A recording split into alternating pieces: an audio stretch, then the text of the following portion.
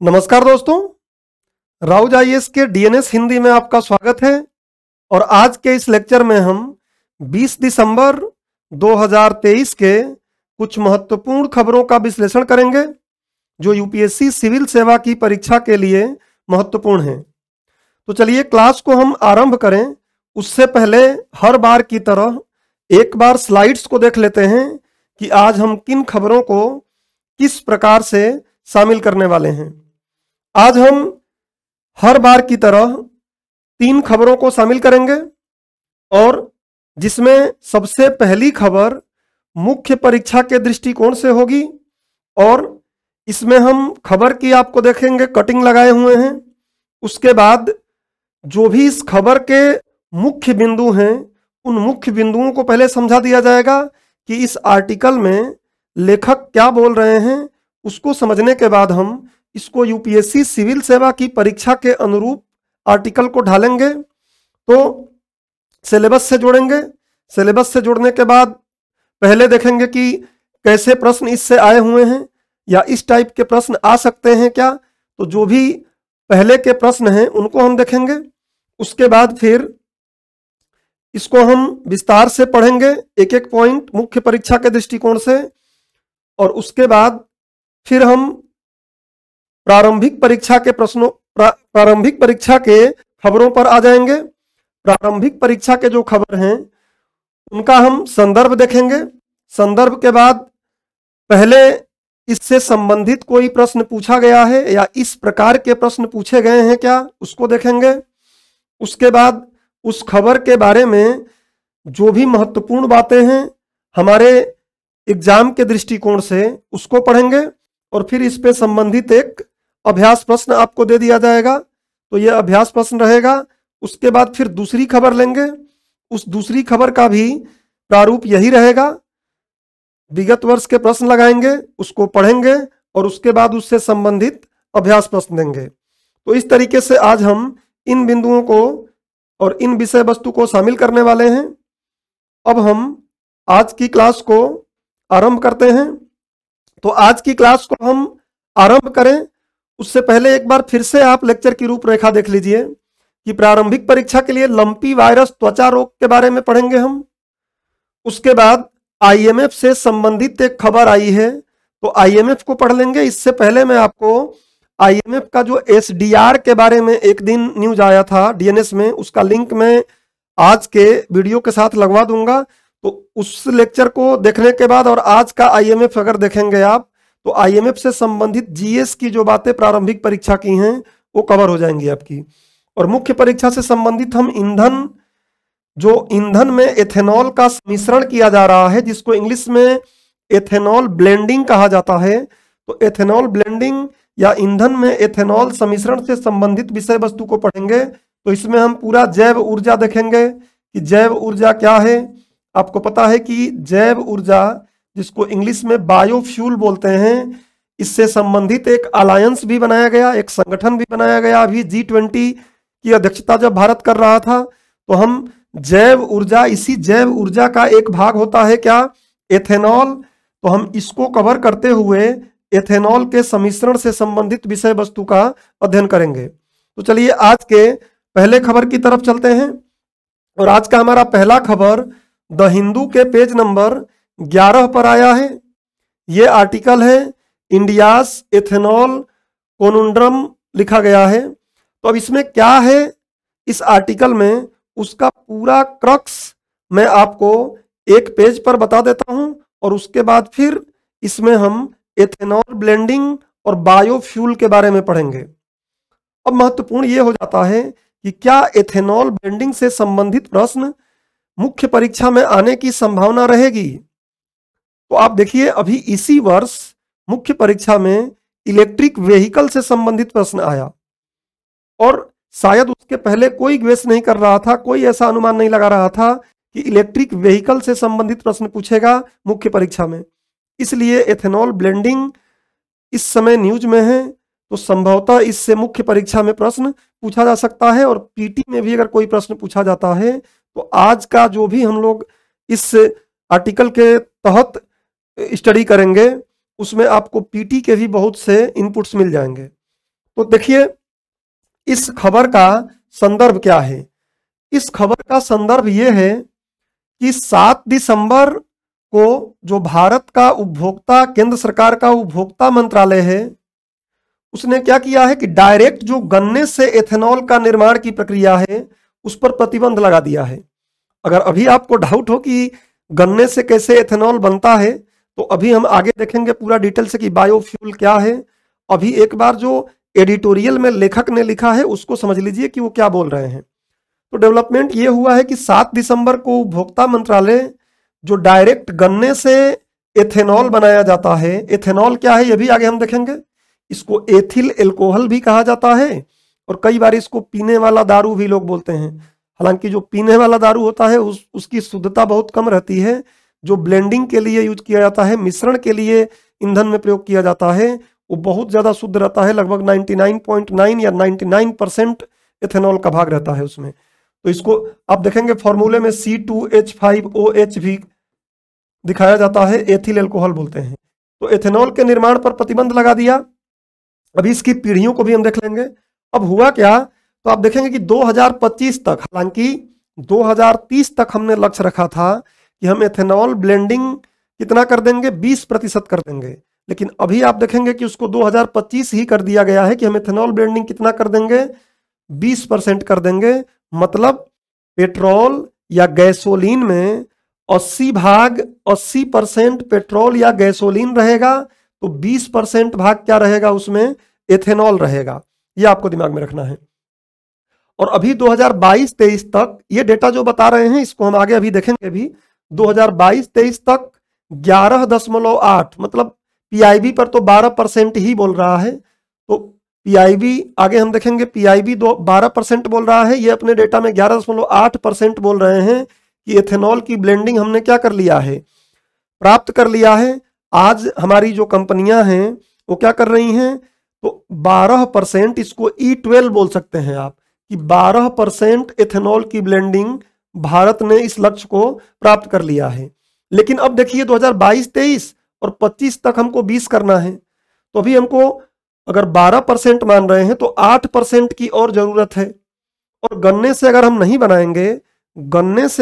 बनाएंगे तो फिर ऐसा कोशिश किया जा रहा है कि इस 2 वर्ष में 8% अगर हमको प्राप्त करके ब्लेंडिंग 20% तक पहुंचना है अपने लक्ष्य तक, तो मक्के के प्रयोग पर विकल्प के तौर पर अपनाने की बात हो रही है कि विकल्प के तौर पर गन्ने के जगह पर क्या करें, हम मक्के से ये चीज बनाएं।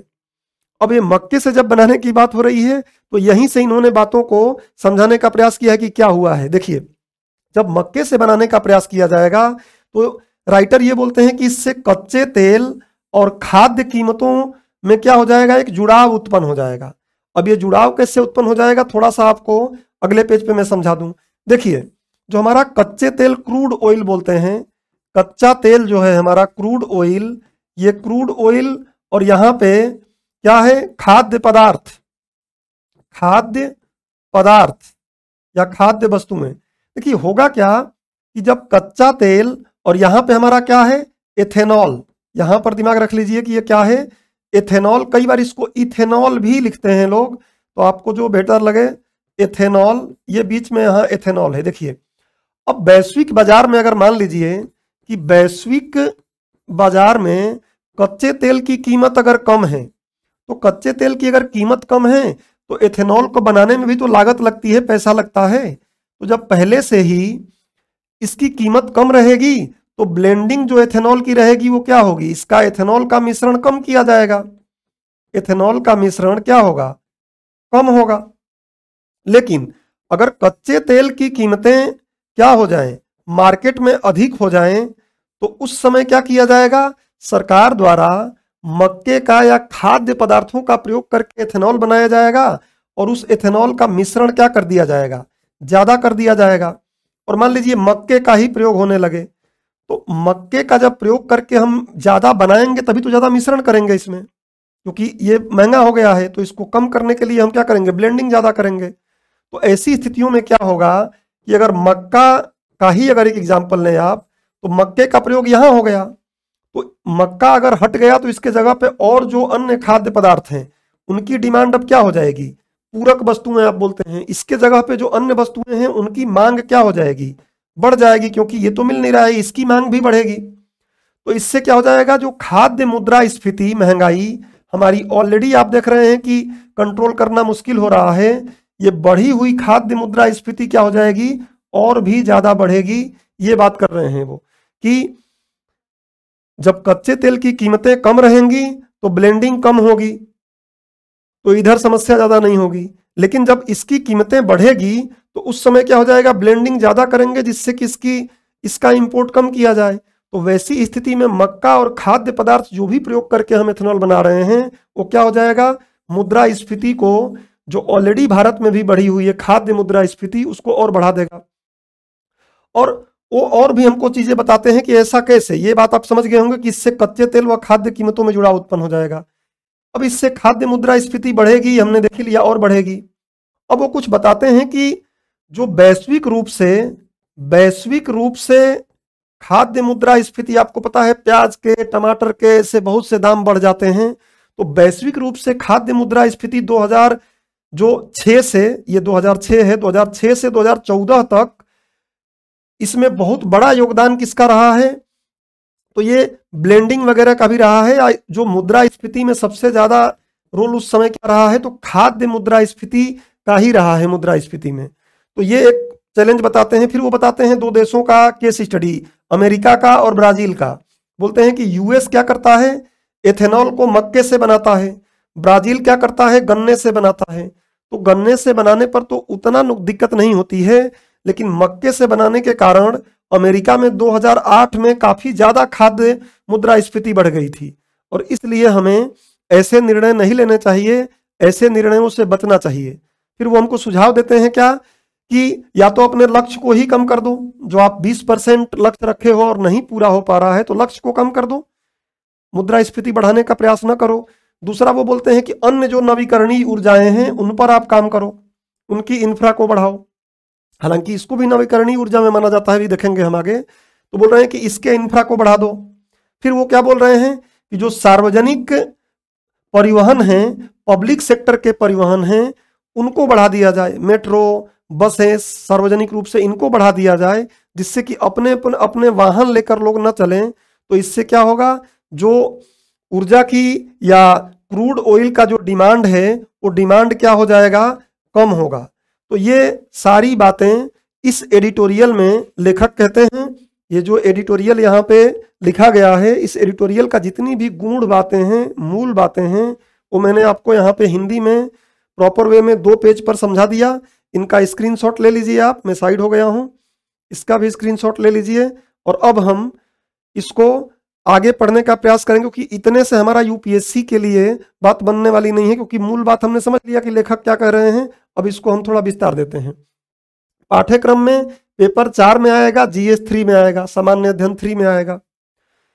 कहाँ जुड़ेगा, तो अर्थव्यवस्था में, ये ऊर्जा में जुड़ जाएगा। इसको मल्टीपल जगहों पर जोड़ सकते हैं आप, अर्थव्यवस्था में, ऊर्जा में जुड़ जाएगा। और पर्यावरण, क्योंकि प्रदूषण का समस्या भी ये कम करता है। आपको पता है कि जो हम क्रूड ऑयल, फॉसिल फ्यूल का प्रयोग करते हैं, उससे कार्बन मोनोऑक्साइड, नाइट्रस ऑक्साइड, तमाम प्रकार का उत्सर्जन होता है, जिससे एयर पोल्यूशन होता है और भी तमाम प्रकार की समस्याएं होती हैं। वैश्विक तापन हो रहा है, तो उसको भी जो प्रदूषण से भी हम जोड़ सकते हैं, क्योंकि प्रदूषण से हमको निजात दिलाने में भी सहायक है।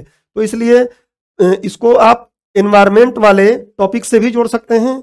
तो कहाँ सिलेबस में जुड़ेगा, ये बात हो गई। और कई बार इसके लिए इंजन जो बनता है, इसके लिए इंजन ऐसा बनता है जो क्या क्रूड ऑयल पर भी चल सके, और जब मिक्स करें उसको, हम एथेनॉल की ब्लेंडिंग करें, ईबी बोलते हैं, एथेनॉल ब्लेंडिंग करें तब भी चल सके। तो इंजन को भी हमें क्या करना पड़ता है, काफी अपग्रेड करना पड़ता है। तो अगर इस तरीके से हम देखें तो साइंस टेक में भी ये कहीं ना कहीं यूजफुल होगा, सहायक होगा। तो इस तरीके से ये सिलेबस में जुड़ेगा। इसका भी आप चाहें तो स्क्रीनशॉट एक ले लीजिए। अब देखिए, पहले इस पर प्रीलिम्स में क्वेश्चन पूछे गए हैं, सीधे जैव ईंधन पर पूछा गया है। और उसके बाद ये 2010 में देखिए कि किससे बनता है। तो आपको पता है जट्रोफा से, मक्का से, पुंगामिया से, सूरजमुखी से किससे बनता है। ऐसे ही यहाँ पे बोल रहा है 2020 में कि कच्चे माल के रूप में क्या प्रयोग किया था, मतलब किससे बनता है। तो अभी तो पीटी में आया हुआ है, डायरेक्ट मेंस में इससे प्रश्न नहीं आए हैं। मेंस में हालांकि इसी बार इलेक्ट्रिक वाहनों से संबंधित प्रश्न आया है, तो संभवतः इससे भी संबंधित मुख्य परीक्षा में प्रश्न आ सकता है। तो हम इसको मुख्य परीक्षा के दृष्टिकोण से पढ़ेंगे। इसका भी आप स्क्रीनशॉट ले लीजिए एक बार कि प्रश्न कैसे आए हुए हैं। अब सबसे पहले हम समझते हैं कि जैव ऊर्जा क्या है, क्योंकि जैव ऊर्जा समझ लेंगे तो एथेनॉल समझ में आएगा। तो जैव ऊर्जा क्या है, देखिए नाम से क्लियर है कि जैव ऊर्जा मतलब जीवों से कहीं ना कहीं ये ऊर्जा बनेगी। इस ऊर्जा के बनाने की प्रक्रिया किससे होगी, जीवों से होगी, और जीवों से मतलब फसलों से यहाँ पे प्रयोग की जाएगी। तो देखिए क्या है, सबसे पहले समझते हैं क्या है।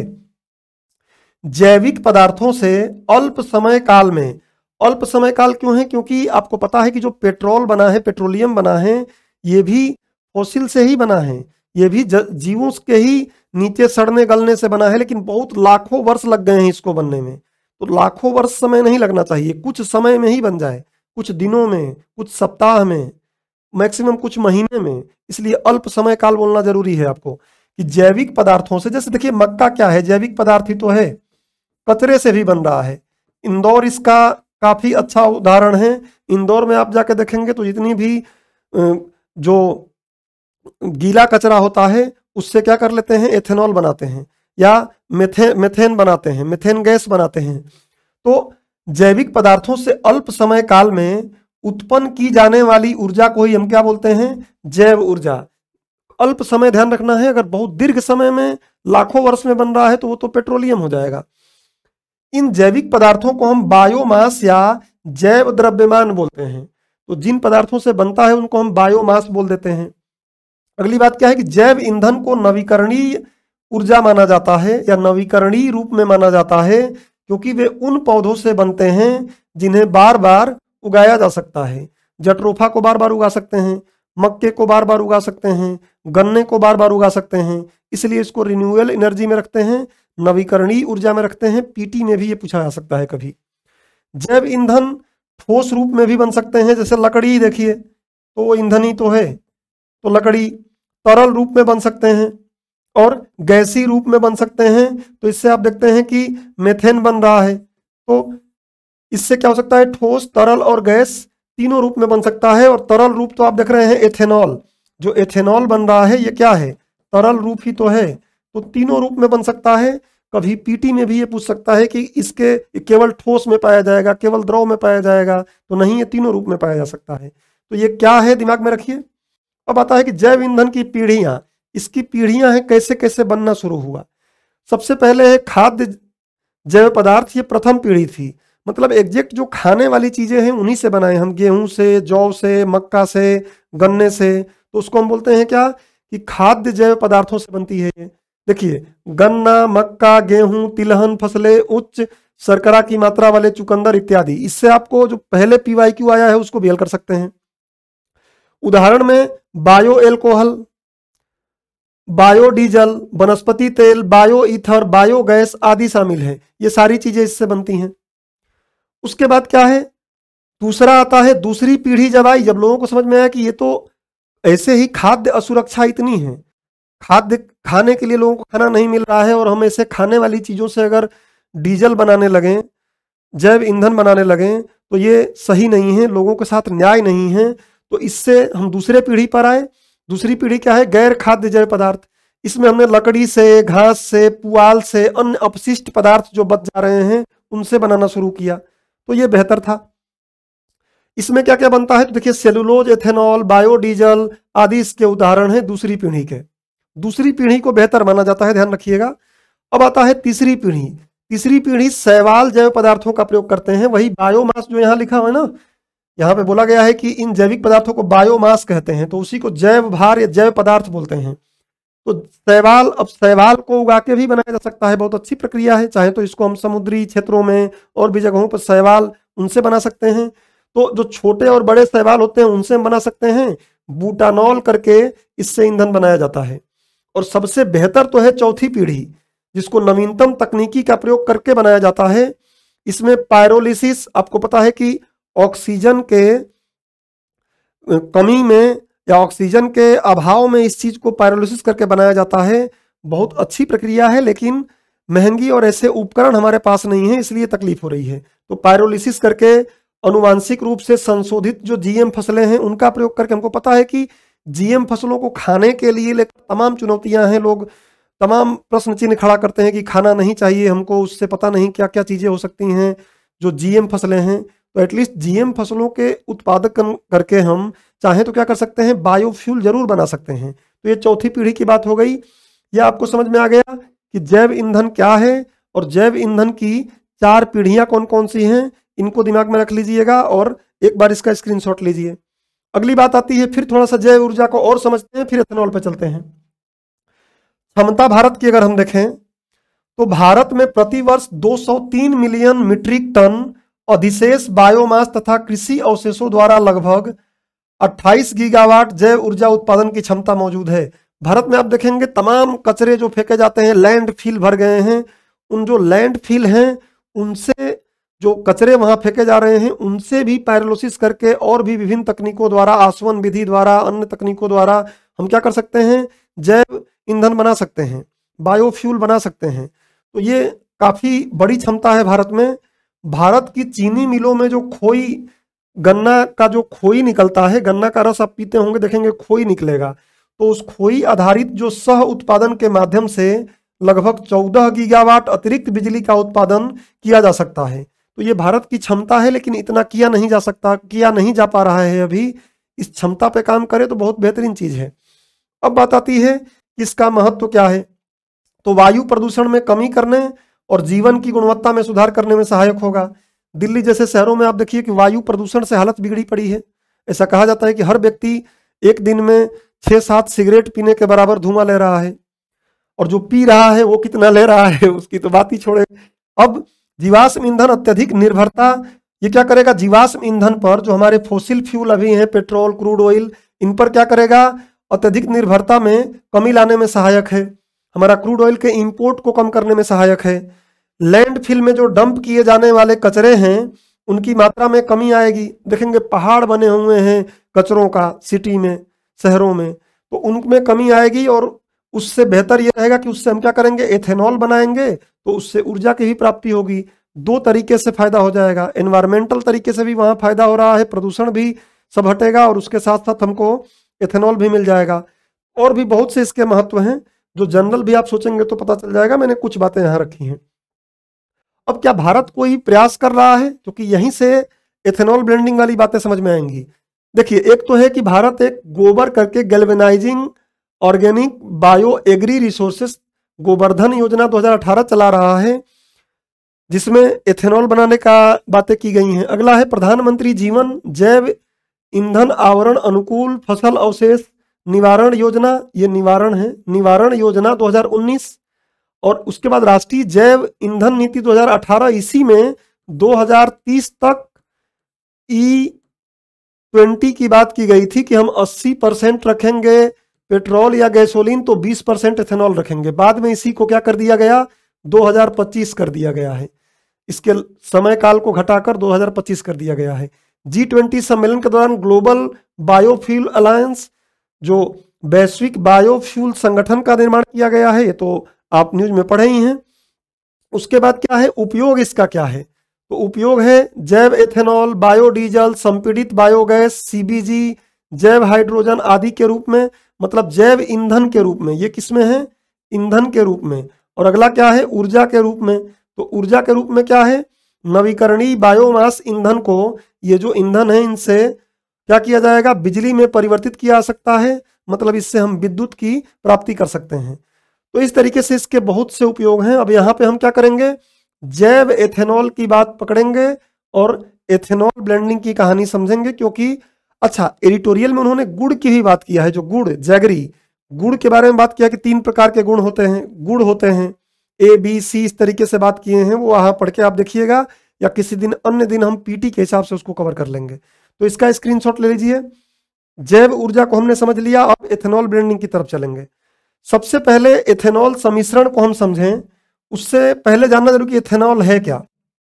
एथेनॉल क्या है अगर नहीं पता तो एथेनॉल ब्लेंडिंग को समझना टफ होगा। देखिए एथेनॉल क्या है, तो यह एक रंगहीन ज्वलनशील तरल है जिसे एथिल एल्कोहल, पीने वाला दारू बोलते हैं लोग इसको, एथिल एल्कोहल या ग्रेन एल्कोहल, क्योंकि ये ग्रेन अनाजों से ही तो बनाया जा रहा है। आप देखेंगे जो दारू बनता है वो बियर से, अंगूर से, खाद्य पदार्थों से ही बनता है। तो ग्रेन एल्कोहल या ड्रिंकिंग, पीने योग्य एल्कोहल के रूप में भी जाना जाता है। और इसका रासायनिक सूत्र मैं बता दिया, C2H5OH होता है, ये इसका रासायनिक सूत्र है। अब बताती है कि निर्माण क्या है। चूंकि हम विज्ञान नहीं पढ़ रहे हैं, हम यहाँ पे यूपीएससी के दृष्टिकोण से पढ़ रहे हैं, तो हम ये सब फॉर्मूले याद नहीं रखें तब भी चलेगा, बस जानना जरूरी है कि ज्वलनशील है। आप देखिएगा जो स्प्रे होता है उसमें भी इसका प्रयोग किया जाता है। स्प्रे अगर ऐसे चलाएंगे और आगे माचिस जलाएंगे तो जलने लगेगा, तो एल्कोहल ज्वलनशील है। ज्वलनशील चीजें ही तो ईंधन बन सकती हैं। अब है निर्माण या उत्पादन। इसका निर्माण आसवन विधि से अक्सर किया जाता है। आसवन विधि, डिस्टिलाइजेशन विधि बोलते हैं। तो आसवन विधि तो एक तो पेट्रोकेमिकल तरीके से, तो एथिलीन लेते हैं, वहां पे एथिलीन को हाइड्रेट करके एथेनॉल का उत्पादन किया जाता है, एक तो तरीका यह है। और सबसे आम तरीका यही है जैविक।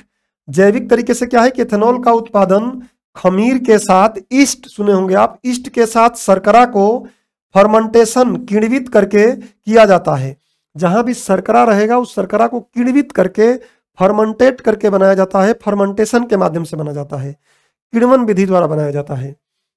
अब बताता है कि तात्पर्य इसका क्या है, एथेनॉल क्या है समझ गए। तो एथेनॉल मिश्रण का मतलब क्या है, एथेनॉल मिश्रण का तात्पर्य क्या है, तो आप समझ गए हैं कि जो हमारे पेट्रोल या गैसोलीन है उसमें एथेनॉल का मिश्रण करना ही क्या है, एथेनॉल ब्लेंडिंग या एथेनॉल सम्मिश्रण है। तो देखिए वाहनों के परिचालन में जीवाश्म ईंधन की खपत कम करने के उद्देश्य से जीवाश्म ईंधनों के साथ इथेनॉल या कई बार एथेनॉल बोलते हैं, मैं दोनों बोल रहा हूं, इथेनॉल को मिलाना ही इथेनॉल सम्मिश्रण या इथेनॉल ब्लेंडिंग कहलाता है।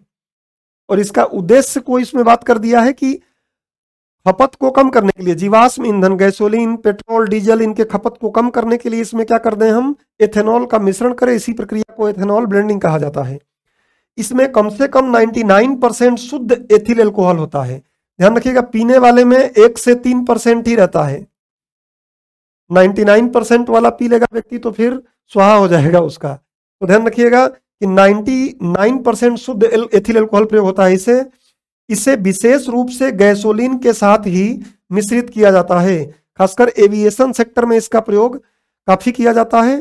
पेट्रोल, डीजल के साथ भी इसका उपयोग किया जाता है।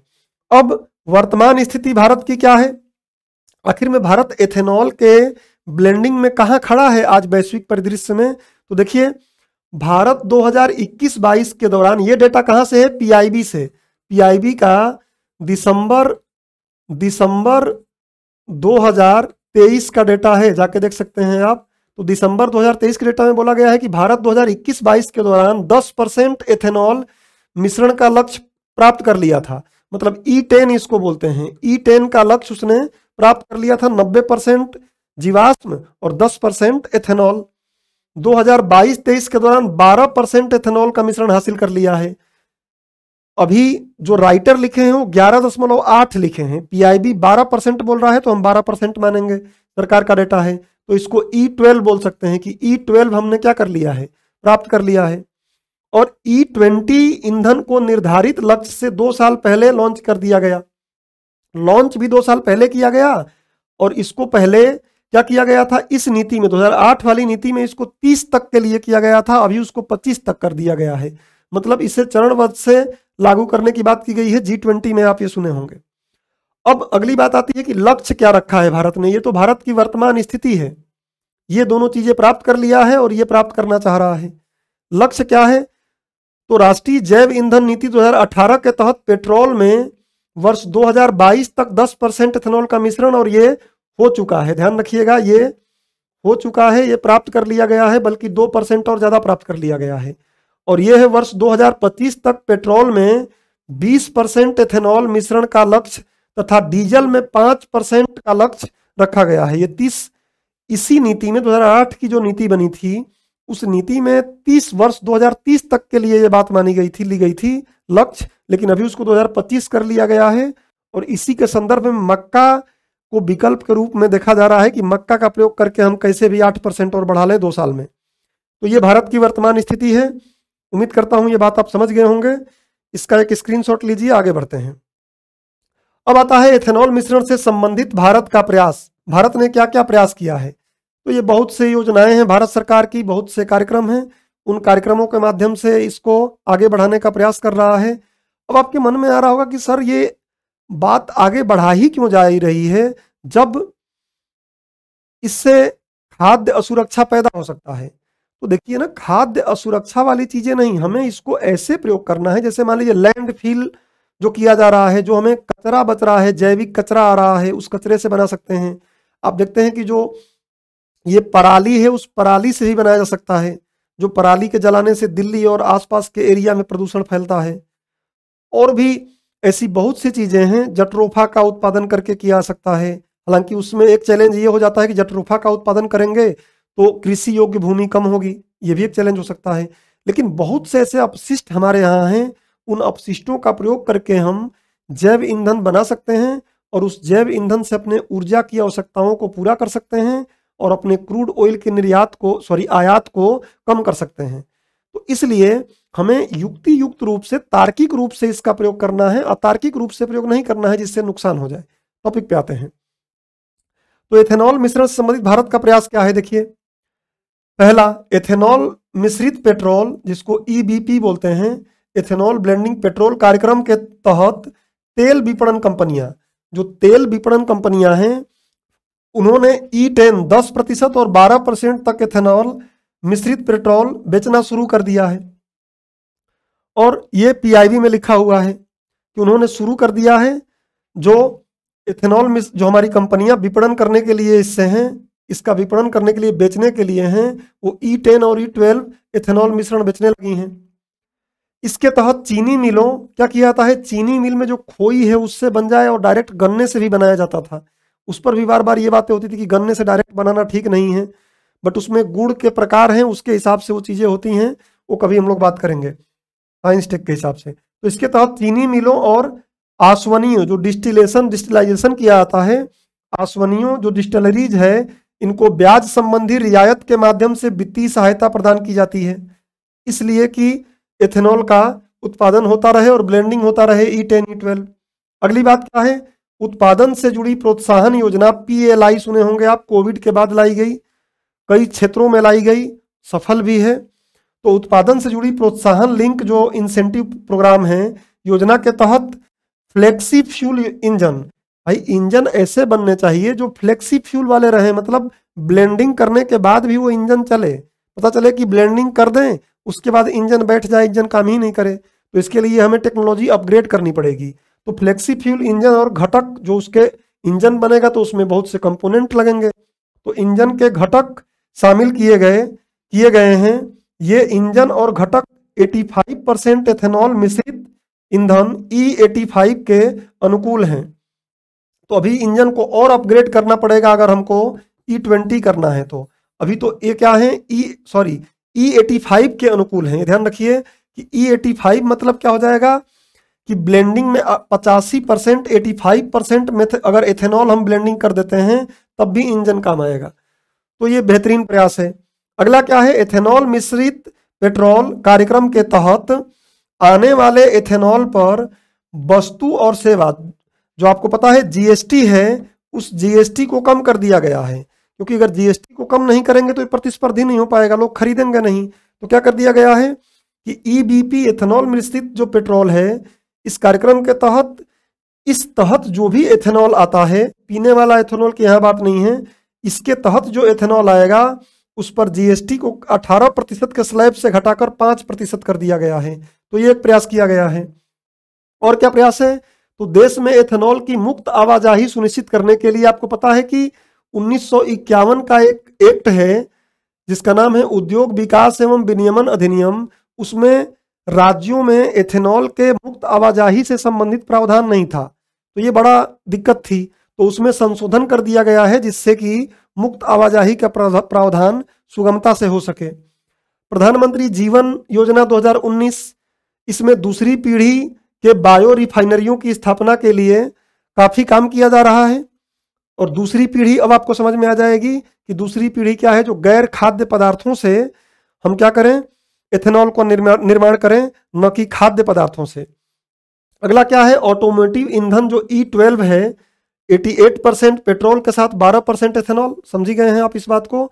और E15 के उपयोग के संबंध में सरकार ने क्या किया है, अधिसूचना भी जारी कर दिया गया है, और ये भी आप देखेंगे तो PIB पर मिल जाएगा। तो ये इसका आप स्क्रीनशॉट ले लीजिए कि भारत सरकार ने इससे संबंधित क्या प्रयास किए हैं।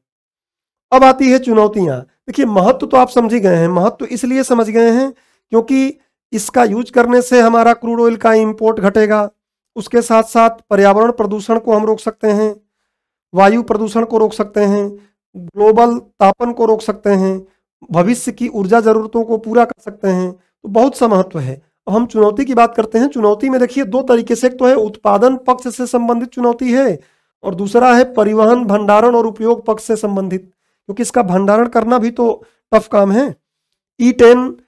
E10 का भंडारण अलग करना पड़ेगा, E20 का भंडारण अलग करना पड़ेगा, E15 का भंडारण अलग करना पड़ेगा। तो ये सारी चुनौतियां ही हैं। तो दोनों पक्षों की चुनौतियां देख लेते हैं क्या है।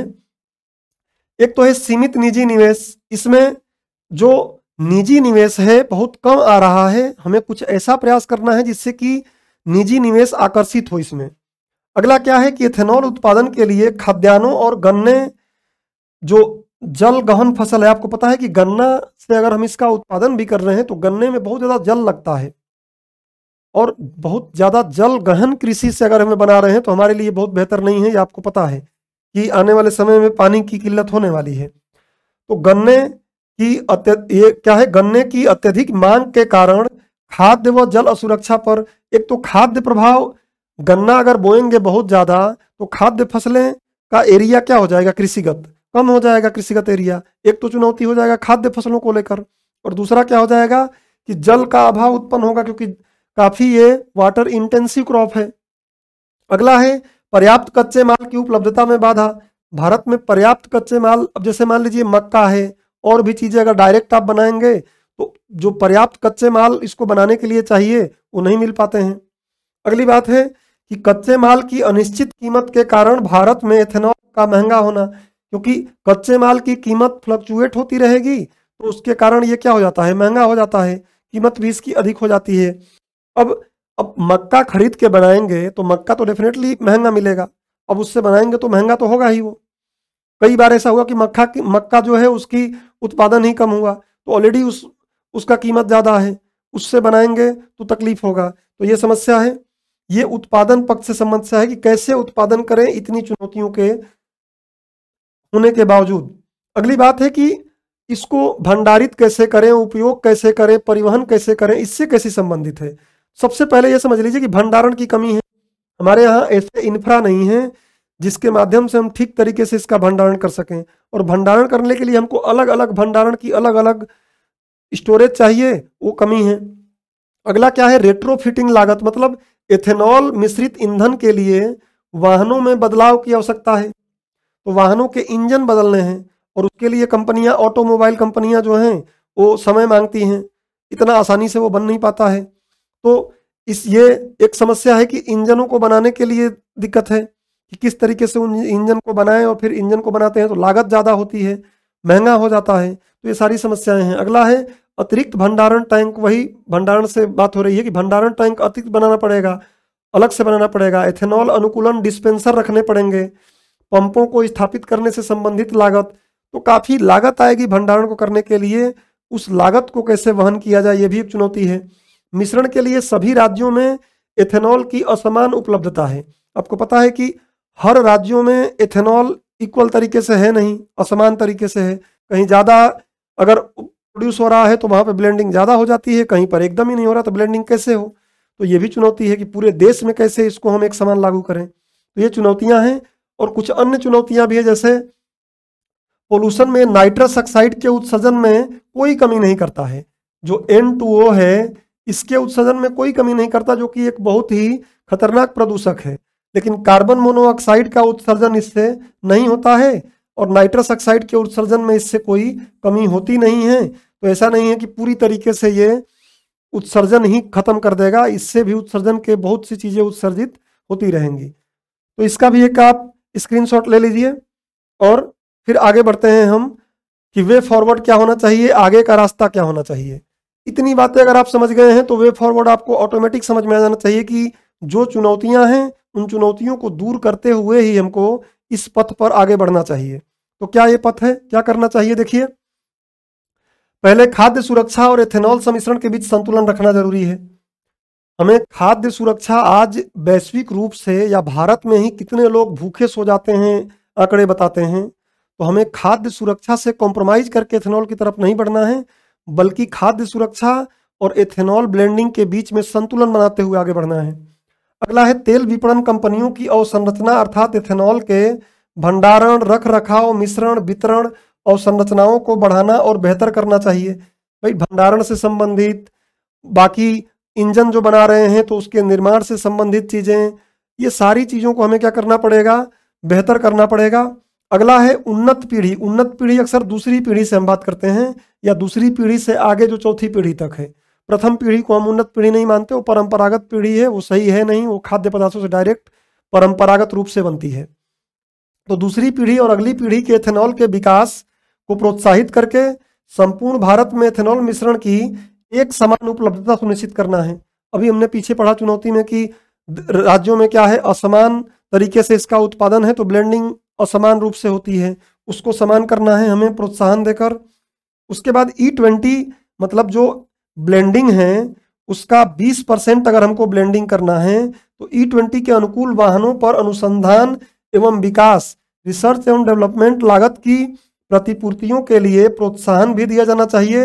अब कोई ऑटोमोबाइल सेक्टर की कंपनियां क्यों ऐसे इंजन बनाएंगी जब उनको महंगा है और ये बिक रहा है, तो उनको इंसेंटिव दोनों तरफ से देना चाहिए, ग्राहकों को भी देना चाहिए सरकार को, और उनको भी देना चाहिए, जिससे कि उस प्रोत्साहन के कारण वो क्या करें, इन चीज़ों के उत्पादन में संलग्न हो और प्लस खरीदने वाले लोग भी संलग्न हो कि हाँ हमें ये खरीदना है, जागरूक भी करना चाहिए। तो ये आगे का रास्ता होना चाहिए, इसका संतुलन बनाकर ही भारत सरकार को आगे बढ़ना चाहिए। इसका भी स्क्रीनशॉट ले लीजिए। इस तरीके से हमारा मुख्य परीक्षा का ये जो विषय वस्तु था पूर्णतः कंप्लीट हुआ। इतनी बातें अगर आप पढ़ लेते हैं और लगातार करंट अफेयर से अपडेट रहते हैं तो डेफिनेटली आप इससे संबंधित जो भविष्य में प्रश्न आएंगे उनको संभाल सकते हैं, आराम से उसका आंसर लिख सकते हैं। अब प्रीलिम से संबंधित हम प्रश्न जो हमारा खबर है उसको देखते हैं।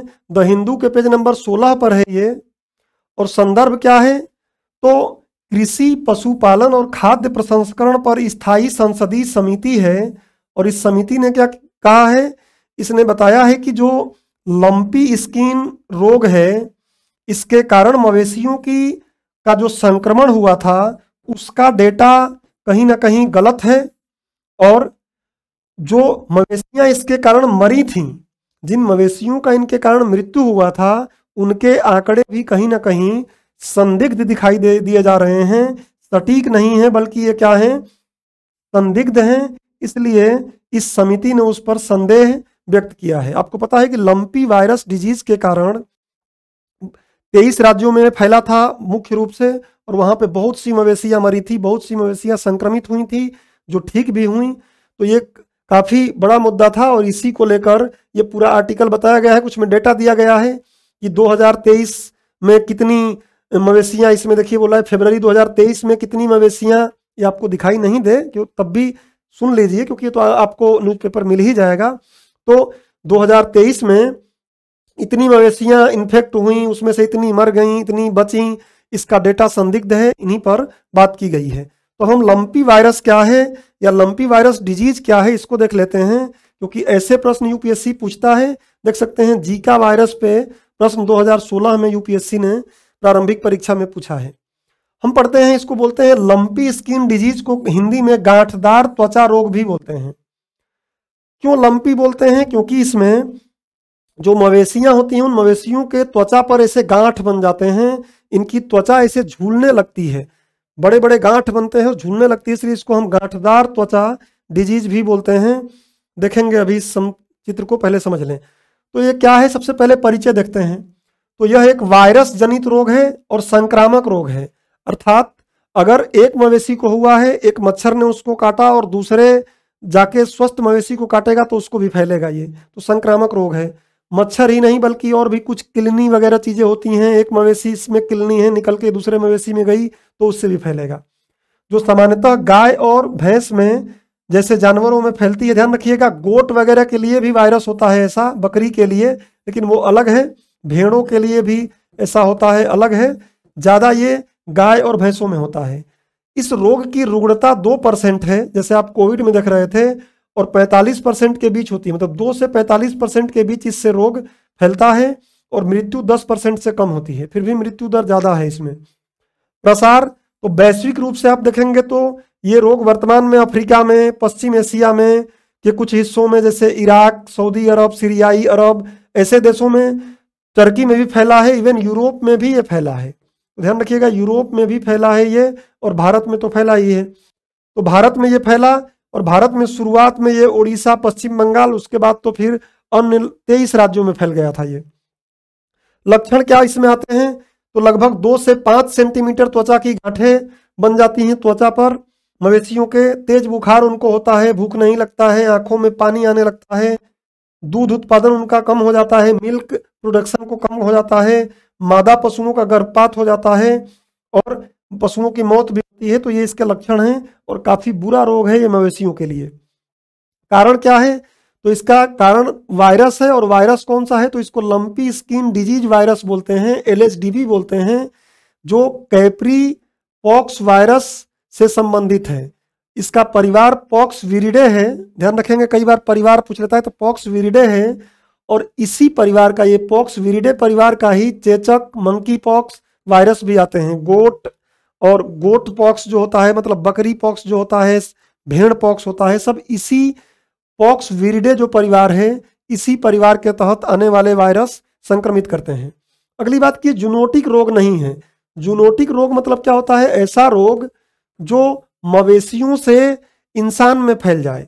जैसे कोरोना था, कोरोना मवेशियों से क्या हो रहा था?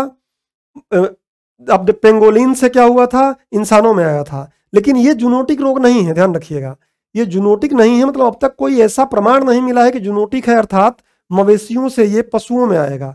इसलिए अगर कोई मवेशी इस रोग से पीड़ित है, उस समय भी अगर उस संक्रमित मवेशी का कोई दूध का सेवन करता है तो उसको ये रोग होगा, ऐसा कोई प्रमाण अब तक मिला नहीं है। ये ध्यान रखिएगा।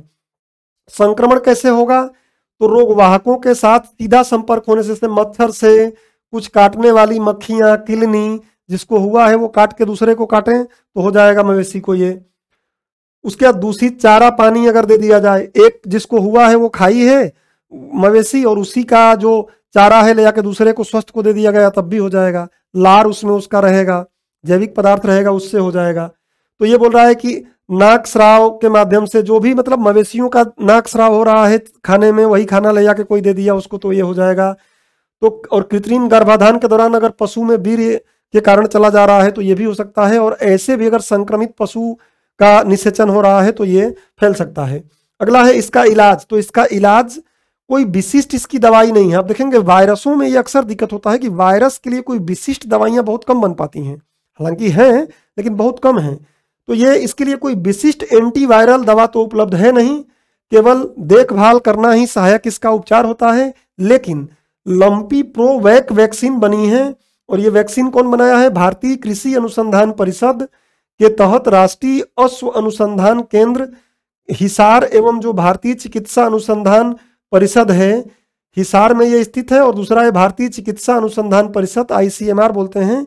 इन्होंने मिलकर एक लंपी प्रोवैक नामक वैक्सीन का इसका निर्माण किया है, जो पहले स्वस्थ मवेशियों को लगाया जाता है जिससे कि उनको लंपी वायरस डिजीज न हो। तो इसका आप एक स्क्रीनशॉट ले लीजिए, और इससे संबंधित ये देखिए इसका चित्र वगैरह दिया गया है, वही बातें बताई गई हैं कि ये किलनी, मच्छर, ये चीजें हैं, इनसे होगा सिम्टम, ये आप देख सकते हैं। तो इससे संबंधित एक अभ्यास प्रश्न है, इसको हल करने का प्रयास करिएगा। बढ़ते हैं अगले प्रश्न पर, अगले खबर पर। आर्थिक सुधारों के दम पर विकास दर में तेजी। IMF ने एक रिपोर्ट जारी किया है। IMF में भारत के साथ अपना वार्षिक अनुच्छेद 4 परामर्श जारी किया है। वार्षिक अनुच्छेद 4 परामर्श नामक रिपोर्ट जारी किया है, जिसमें बोला है कि वैश्विक वृद्धि में भारत का 16% योगदान रहेगा। और उसके साथ साथ उसने और भी भारत के बारे में कई बातें किया है। साथ में ये भी बोला है कि आरबीआई क्या किया है, रुपए को स्टेबल करने के लिए रुपए को मैनिपुलेट किया है, हस्तक्षेप किया है। आपको पता है कि डॉलर को बेचकर, डॉलर को खरीद कर और भी कई प्रकार से जो एक्सचेंज रेट होता है, विनिमय रेट होता है, उस विनिमय रेट को काफी तरीके से मैनिपुलेट किया है, ये भी बातें की गई हैं। तो आईएमएफ से प्रश्न पूछे जाते हैं।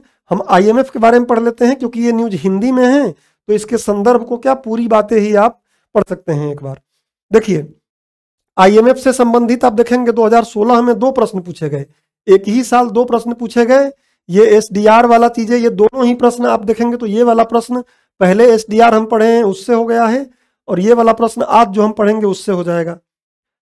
देखिए, आईएमएफ के बारे में अगर हम समझें तो आपको पता होगा कि ब्रेटन वुड सम्मेलन हुआ था, जिसको ब्रेटन वुड ट्विंस के नाम से जाना जाता है। एक तो विश्व बैंक है और दूसरा आईएमएफ है। तो परिचय क्या है कि विश्व बैंक के साथ इसे 1944 में ब्रेटन वुड सम्मेलन में स्थापित किया गया था।